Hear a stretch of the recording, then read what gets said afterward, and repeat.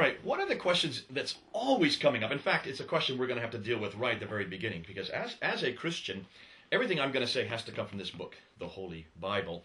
I have the New International Version. Now, Muslims are always claiming that this book has been corrupted. They're always saying we have changed it, we have manipulated it, we have added to it, taken away from it. And I don't know of any Muslim yet, in all my 25 years of experience, that has been able to show me when and where we have corrupted it. That's the first question I ask: when and where? Now, usually they don't know. So let me help those Muslims who are out there to come up with a way of answering that. And the first thing I'm going to say is, let's take the 7th century, the time that this book, this is the Quran here, Quran, Bible, right? These are the two books of the faith. I always make sure my Quran's a little bit smaller than my Bible to show you which one I think is more important. Now, according to Muslims, this book was compiled in the 7th century. So was this book, the Bible, corrupted before the time of the 7th century or after the time of the 7th century? Now, you're going to tell me it's been corrupted before. If that is the case, go back to your own book. Go back to the Quran and go back to these references. And I'm going to give you them in numbers. Surah 10, Ayah 94. That means book 10, verse 94. Surah 21, Ayah 7. If you look at both those, 1094 and Surah 21, 7, they both say, if you have any question, go to the people of the book. Go to the people of this book.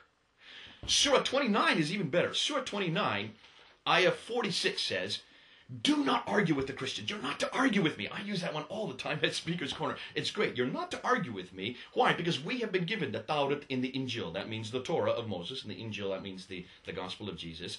As a sign for you. Surah 4, Ayah 136. That's even better. Surah 4, Ayah 136 says, and I'll quote it, O ye Muslims, go to that which has been given to you from before you. Those scriptures that have become before you. That's this book here. They are signs for you. And then Surah 5, Ayah 46 and 47, then also Ayah 68, says to me, O ye Christians, go back to that which God has given you. That's this book here. For they are signs for you. So now I've just given you 5 references. Surah 1094, Surah 21, 7, Surah 29, 46, Surah 4, 136, 5, 46 and 47, and verse 68, telling you Muslims to come back to this book. Now, why in the world would your Allah tell you in this book, in your Quran, to go to a corrupted scripture? To go to something that has been changed, that has been manipulated, that has been basically abrogated by this book? It doesn't make sense.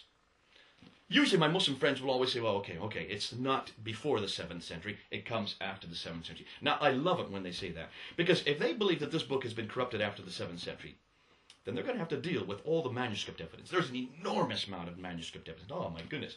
What do we have? We have about 24,000 manuscripts, a good 5,300 Greek manuscripts, 10,000 Latin Vulgates, another 9,000, over 9,000 from in other versions. Now, they're not all early. I know, they're not all early. In fact, there's the earliest 230 are the most authoritative one. The earliest 230 are written before the 6th century, but that's still 100 years before the Quran was put together. So that's a good bit of time. And it's those 230 that we're looking at. Manuscripts, such as the Bodmer Papyrus, which is there in Switzerland, or the John Rylands manuscript, which is up here in Manchester, both of which have portions of the book of John from the 2nd century. 2nd century. We're not talking about the 7th, we're talking about the 2nd. You also have the Chester Beatty manuscripts over there in Dublin. In the Chester Beatty manuscripts, you have all 4 of portions of the books of the Gospels. You have parts of the book of Acts and also of the book of Revelations, all from the 3rd century. Then if you come right here to London, where I live, go down to the British Library and you'll see the Sinaiticus, the entire New Testament, written in Greek from the 4th century. Right next to it is the Alexandrinus, which is the entire Bible written in Greek from the 5th century. That's 200 years before the Quran even came to existence. So if we had corrupted it after the 7th century, we'd have to go back to every one of those 24,000 manuscripts, 230, which predate the 6th century, all those ones I've just mentioned right now, and change every one of them. But that's not all. We've also got 15,000 translations in 11 different languages. Now stop and think. We'd have to go back to every one of those 15,000 in all 11 languages, change every one of them, not know anything about it, and certainly not anybody else know about it.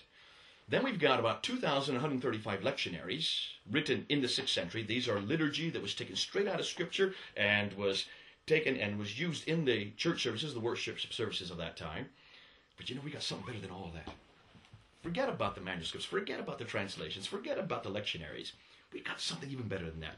And that's the early church fathers' quotations. The early church fathers were the guys that led the church. And what they did is almost immediately they saw that there were all these controversies, these people who were writing against the Bible, writing against what was written in the Gospels. And what they did is a very clever thing. Rather than sit there and argue against each one of them, like I'm doing right now to you sitting there and watching this, rather than just argue against them, they just quoted the Bible. They just quoted the New Testament.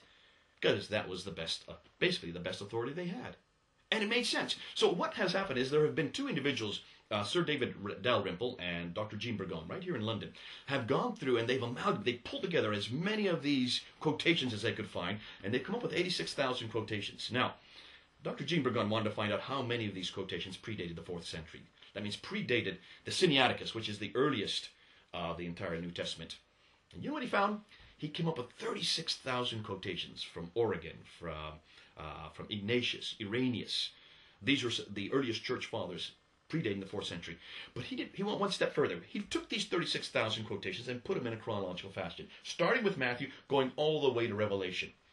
When he put them in order, he noticed that he could reproduce the entire 27 books of the New Testament, all verses of all 27 books, except for 11 insignificant verses, before the 4th century. Now stop and think what I've just said. Look and see what that means.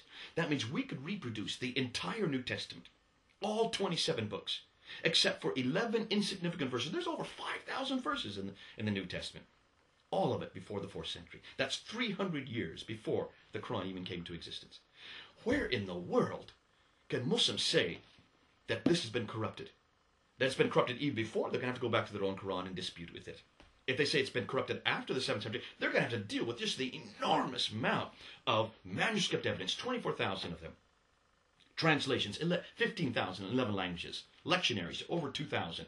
And of course, the early church fathers' quotations. There's no other piece of literature, secular or sacred, that can make the claim I've just made for our New Testament. Please, for heaven's sakes, don't say we have corrupted our scripture unless you can source it. Unless you can answer those two little questions, where and when. I'm still waiting. I know you can't. And that's the great thing about the New Testament. I know it's authoritative. I know it has not been corrupted.